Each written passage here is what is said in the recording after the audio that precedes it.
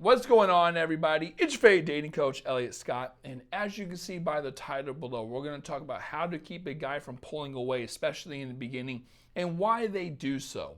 So jumping right into this, I made this video based on a client that I had earlier where I got to give you the synopsis or the story. She said I can, because I think it's really going to benefit you. So, long story short, she was talking to a guy, and on the first date, they decided to go on a boat. She never went on a boat before. She thought it would be interesting. They went on the boat, and they were on the boat for a very, very, very long time. She would say, hey, I better get going, blah, blah, blah. And he said, no, please stay, please stay, please stay. Whatever. And so she stayed, they kissed, they cuddled, they became vulnerable, they opened up to each other, they built some rapport, again, lots of cuddling. She said there was so much sexual tension, it was crazy.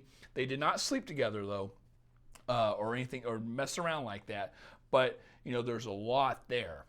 And the morning came, they spent some time together in the morning, and then they went their separate ways. And a week later, they'll text a little bit here and there, but she texts last, and she hasn't heard from him in the last couple days. So she came to me and said, what the heck happened, Elliot? I didn't have sex with him, so why is it like I do so? And this is the reason I made the video, okay? I really want you guys to change your mindset. It will save you so much damage if you do this. Don't think of the end goal of the man. Don't think of it as whether you give him sex or not, or whether he gets it or not.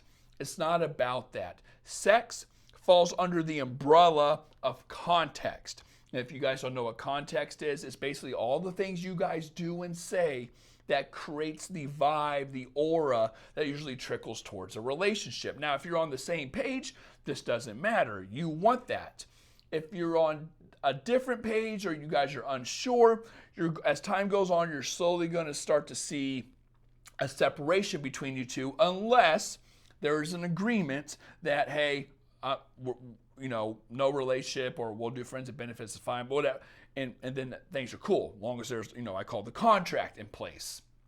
So with all that being said, everything you guys do or don't do creates context. Hanging out, having fun, hooking up, the cuddling, meeting someone's friends, the consistency, how much you guys are texting, the frequency, how many dates you've been on over the period of time, like all this, leaving stuff over each other's house, the stuff you guys are fucking saying that maybe you shouldn't say. Everything creates context, okay?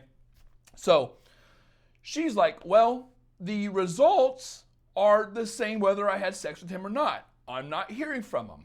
And I told her, because it's not about the sex, it's the context. Think of sex as context, okay? Or as a piece of context. It's just a really big, intense piece. Let's say you only have like 100 context points. I don't know, I'm making shit up. But you only have 100 context points to fill it up all the way to like casual to like, okay, it feels really serious. When you guys have sex, especially after all that intensity they had, the cuddling, the kissing, the opening up, the vulnerability, and then you have sex, not that they did, but that would be a shitload of context. He would feel obligated to give her a relationship. He would be in his head, all this type of stuff. But they didn't do that. They did all the other things. However, all the other things still have the same effect as sex. It's the obligation. It's, okay, man, I feel obligated to give her something. I feel worried now because I actually don't know. Think of context as also revealing the cards to somebody, or them revealing them to themselves. Like, oh shit, like now that I feel this, I don't know if this is what I actually want. I don't even know if I actually am looking for a relationship. So what ends up happening, of course, the guy gets his head and pulls away. Well, that same thing happens. He gets his head and pulls away when you're having an amazing, intimate moment with a woman. You're sitting down there, you're talking, you're opening up, you're being vulnerable, you're saying all these things maybe you guys shouldn't say. It's the first day and you're cuddling and you're spending hours and hours and hours and hours and hours together. It's too much. It's way too much, okay? And the thing that pushes men away with sex or after having sex isn't sex. It's what comes with it, which is all the stuff I just listed. It's like, okay, well, what now? I just can't fucking dip. I feel like I have to play this out. I don't want to be a piece of shit. Same thing with their situation. So the guy is feeling the intensity is in his head and he is pulling away. So I'm going to tell you the same thing I told her. Women benefit from playing the long game, right? So the example I gave her is like, if you were to be on, like, it's all about risk avoidance, okay? So what do you think's better for him, a guy who's unsure about a relationship?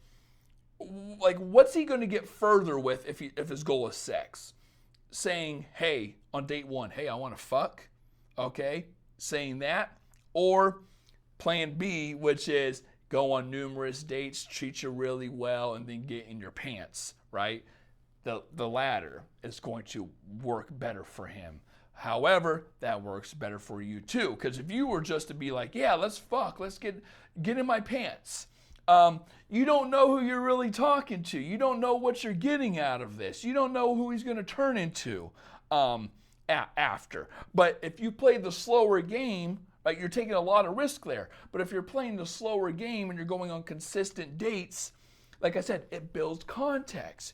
You're going to see this guy either nut up or shut up. He's either going to follow through with everything, like, yeah, I like this, date 4, date 5, date 6, date 7, date 8, follow through and keep acting like the same dude, whether you guys have sex or not, act the same after having sex, which is a great sign, or you're going to see a guy get in his head, freak out, act differently, and then pull away.